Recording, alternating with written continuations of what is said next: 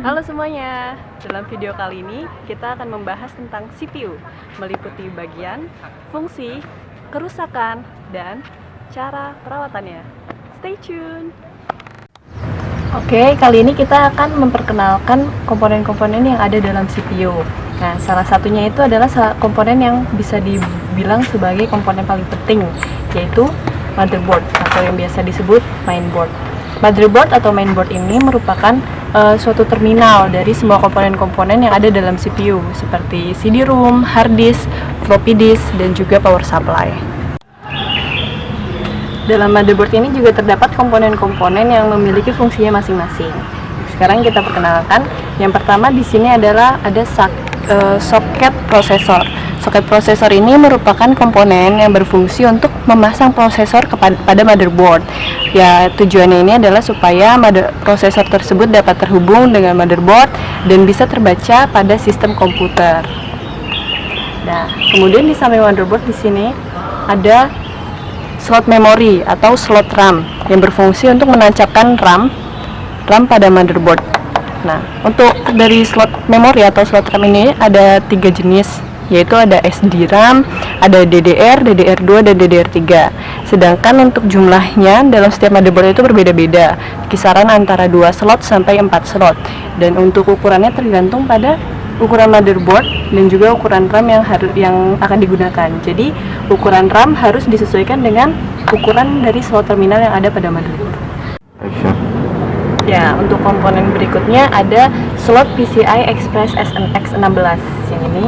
Ini fungsinya itu adalah untuk menancapkan VGA card yang versi terbarunya. Seperti itu. Nah, kemudian di bawahnya ini ada slot PCI Express X1. X1 ini berfungsi untuk menancapkan peripheral komputer seperti LAN ataupun kartu jaringan. Dan di bawahnya lagi ini juga ada namanya sama, slot PCI. Nah, slot PCI ini untuk menancapkan kartu-kartu atau card-card ke komputer seperti kartu LAN dan yang lain sebagainya. Sebenarnya fungsinya ini kurang lebih hampir sama, cuma untuk yang slot PCI ini tingkat kecepatannya jauh lebih rendah atau di bawah dari kecepatan PCI Express S16 maupun X1 ini. Nah, untuk komponen berikutnya di sini ada slot IDE dan slot SATA. Slot IDE dan slot SATA ini berfungsi untuk menancapkan kabel-kabel yang menghubungkan dari motherboard dengan CD-ROM ataupun hard disk. Nah, ini sendiri ada slot IDE. Slot IDE ini identik dengan bentuknya yang panjang. Nah, sedangkan slot SATA cenderung relatif lebih kecil. Dan untuk yang slot IDE ini lebih sering ditemukan pada motherboard yang versi lama atau untuk komputer lama yang masih mensupport floppy disk. Sementara untuk yang saat ini lebih banyak menggunakan slot SATA. Dan di antara slot SATA ini kemudian ada chipset BIOS. Chipset BIOS ini berfungsi untuk menyimpan program dari BIOS, di mana BIOS itu merupakan chip yang berfungsi sebagai pengontrol hardware yang terpasang pada komputer. Dan BIOS juga lah yang berfungsi mempersiapkan komputer dalam melakukan booting dengan mengecek hardware yang terpasang pada komputer. Ya. Dan berikutnya ada baterai CMOS yang berada di sebelah slot memori. Baterai CMOS yang kepanjangannya Complementary Metal Oxide Semiconductor ini merupakan baterai kecil yang fungsinya ini untuk memberi daya pada BIOS. Pada BIOS supaya untuk BIOS dapat menyimpan semua settingan yang ada pada BIOS. Apabila baterai CMOS ini dilepaskan dari tempatnya, maka kemungkinan semua hal yang tersimpan atau program dan informasi yang tersimpan dalam BIOS ini dapat hilang, sehingga untuk perawatan dari BIOS dan baterai CMOS ini harus sangat diperhatikan. Berikutnya di sebelah slot IDE ini ada power connector. Power connector ini berfungsi untuk menghubungkan kabel yang menghubungkan motherboard dengan power supply yang berfungsi agar motherboard tersebut dapat mendapatkan aliran daya listrik dari power supply. Dan di bagian ujung bawah ini terdapat pin kabel front panel yang bisa dilihat bentuknya seperti jarum-jarum kecil. Ya. Hal ini atau komponen ini digunakan untuk memasang kabel-kabel yang terhubung pada tombol power, tombol restart atau LED power dan LED hard disk yang berada di luar casing komputer. Nah, untuk slot yang terakhir di sini ada slot floppy disk yang berfungsi untuk menancapkan kabel yang menghubungkan floppy disk dengan motherboard yang biasanya menggunakan kabel ATA. Ya, untuk komponen yang terakhir pada motherboard adalah back panel.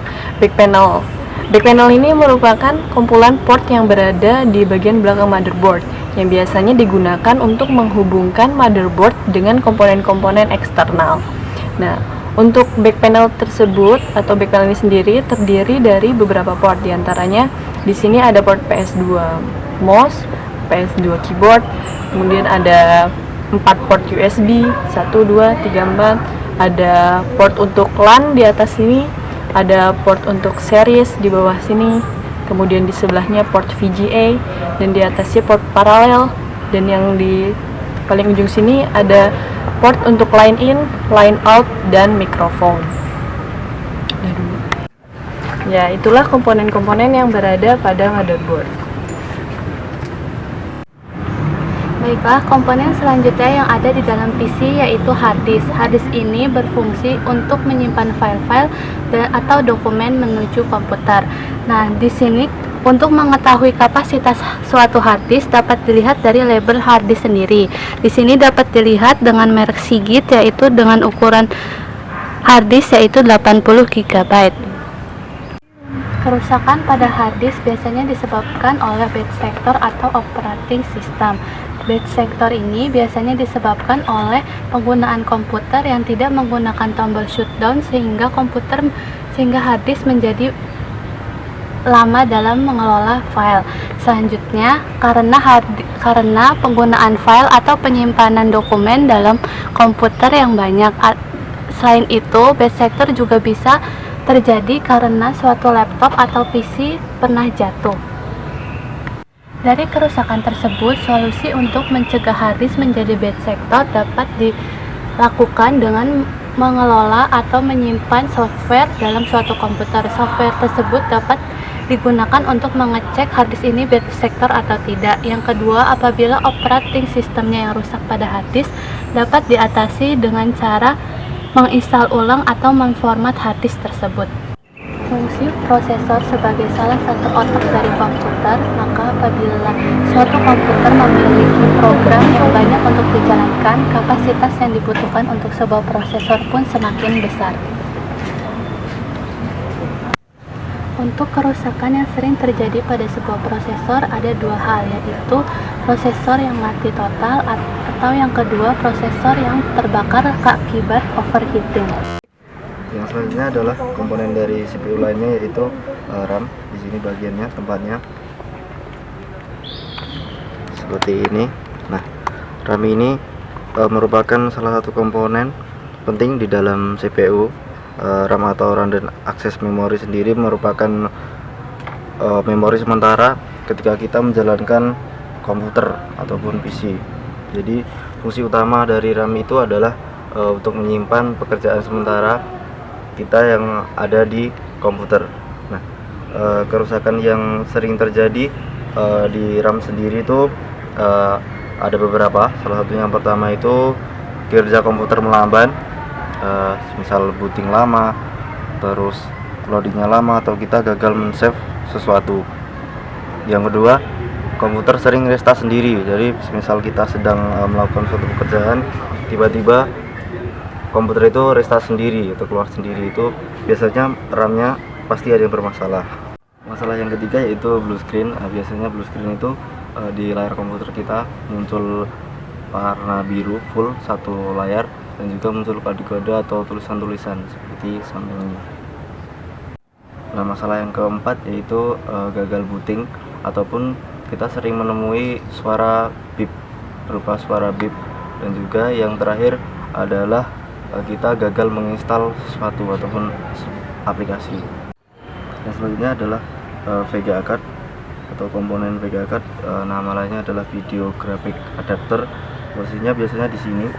Jadi VGA card itu ada dua tipe, yang onboard seperti ini, dan juga yang VGA card seperti ini. Jadi dia nanti bisa dikeluarkan ataupun diganti. Nah, jadi VGA card ini fungsinya sendiri adalah untuk mentransfer display atau tampilan dari motherboard ke layar monitor. Untuk kerusakan yang sering terjadi pada VGA card, yang pertama ada GPU artifact, yaitu sering muncul kotak-kotak pada layar monitor seperti di samping ini. Selanjutnya bus artifact hampir sama dengan yang tadi GPU artifact, hanya bedanya kerusakannya itu lebih sedikit atau muncul kotak-kotaknya itu lebih sedikit seperti di samping ini. Selanjutnya yang ketiga yaitu video RAM artifact. Video RAM artifact ini sangat berkaitan dengan VRAM yang ada pada motherboard kita. Jadi nanti akan muncul beberapa perubahan pada gambar di monitor kita. Nah, masalah yang terakhir yaitu title screen. Title screen ini biasanya di dalam monitor itu muncul seperti warnanya memudar dan muncul warna lain seperti warna hijau seperti itu. Dan masalah untuk mengatasinya di dalam VGA ini yaitu ada dua tipe tadi. Yang pertama yaitu dengan update display driver. Nah, display driver ini tidak dari sini, tapi ada pada software atau aplikasi yang ada di dalam komputer kita. Selanjutnya yaitu dengan menggunakan kabel yang lebih pendek. Jadi untuk kabel yang lebih pendek itu meminimalkan adanya perubahan yang ada di dalam komponen VGA ini. Dan yang terakhir yaitu dengan menggunakan thermal grease. Thermal grease ini seperti pasta yang bisa kita gosokkan pada bagian VGA ini. Kalau di dalam VGA card berarti di dalam VGA cardnya itu digosokkan, jadi thermal grease itu nanti bentuknya seperti pasta seperti di samping ini, thermal grease. Nah, komponen yang selanjutnya yaitu CD-ROM. CD-ROM ini adalah salah satu perangkat keras pada komputer yang digunakan untuk membaca compact disc berupa audio maupun CD. Nah, CD-ROM ini dibagi menjadi dua macam, yaitu CD-ROM R dan CD-ROM RW. Nah, untuk permasalahan yang sering terjadi yaitu yang pertama, CD-ROM ini saat dimasukkan CD tidak dapat membaca data dari CD itu. Nah, untuk permasalahan tersebut dapat kita atasi dengan cara yang pertama, kita membuka casing pada komputer itu. Lalu kita cek apakah kabel yang menghubungkan CD-ROM ini pada power supply maupun motherboard itu telah terpasang dengan baik. Jika sudah terpasang dengan baik, kita cek lagi apakah kabel tersebut sudah benar dalam pemasangannya atau terbalik atau seperti apa, kita bisa perbaikin lagi. Kemudian yang ketiga yaitu cek driver dari CD-ROM yang dipasang pada komputer. Biasanya begitu CD-ROM terpasang, maka Windows akan memberikan pesan menemukan perangkat keras baru yang terpasang. Supaya CD-ROM berjalan dengan sempurna, segera install driver yang menyertai CD-ROM tersebut. Namun apabila CD-ROM masih belum bisa membaca, kemungkinan head atau optik yang ada di CD-ROM tersebut kotor. Nah, untuk mengatasinya, kita membersihkan CD-ROM ini dengan cara membeli CD cleaner di toko-toko yang menjual VCD. Komponen yang berikutnya yaitu adalah floppy disk drive. Floppy disk drive merupakan salah satu perangkat keras pada komputer yang berfungsi sebagai media untuk membaca perangkat berupa floppy disk atau disket. Permasalahan yang sering terjadi yaitu floppy disk drive itu sulit untuk membaca disket dengan baik. Penyebabnya ada 3. Yang pertama, disket tersebut kotor karena floppy disk drive ini mudah sekali terkena debu atau kotoran yang dibawa oleh disket. Oleh karena itu, cara membersihkannya yaitu dengan memasukkan disket atau floppy disk yang telah diberi cleaner ke dalam floppy disk drive ini. Dengan begitu, ketika kita mengoperasikan komputer dan memasukkan disket yang telah diberi cleaner, maka secara otomatis dia akan membersihkan optik dengan otomatis. Penyebab yang kedua yaitu disket yang kita gunakan mungkin tidak bagus atau terdapat bad sector di dalamnya, sehingga membuat optik menjadi tidak dapat membaca data pada silinder yang ada dalam disket yang bad sector tersebut. Sehingga cara mengatasinya adalah dengan menggunakan disket baru yang lebih bagus sehingga data dapat terbaca dengan baik.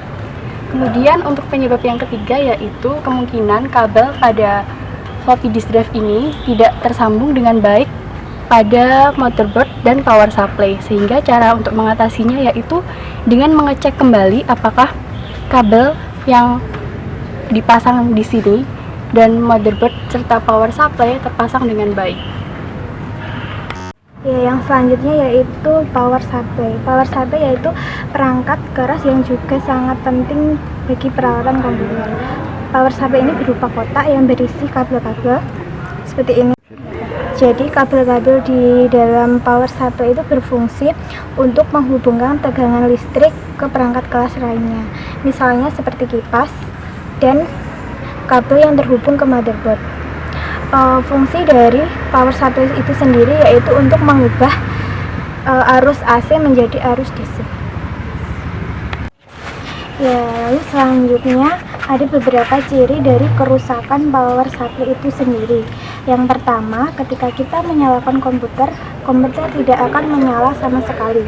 Yang kedua, kipas pada bagian power supply ini tidak akan berputar. Yang ketiga, lampu indikator pada power supply juga tidak akan menyala.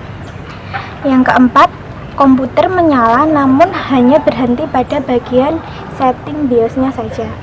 Yang kelima, soket USB tidak akan bekerja dengan baik.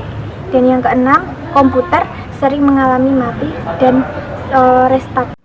Nah, di sini kita dapat melakukan beberapa cara perawatan dari power supply itu sendiri. Untuk yang pertama, kita dapat membongkar kotak power supply-nya. Kemudian kita dapat membersihkan debu yang ada di dalam power supply, kita bersihkan dengan menggunakan sikat sehingga debu dapat keluar dengan sempurna. Jika debu ini masih melekat sangat kuat, kita dapat menggunakan cotton pad dan juga cairan pembersih sehingga debu yang melekat tadi bisa keluar dengan sempurna. Sekian video dari kami. Semoga bermanfaat. Untuk kritik dan saran, Silahkan tulis di kolom komentar. Thanks for watching Jangan lupa like dan subscribe.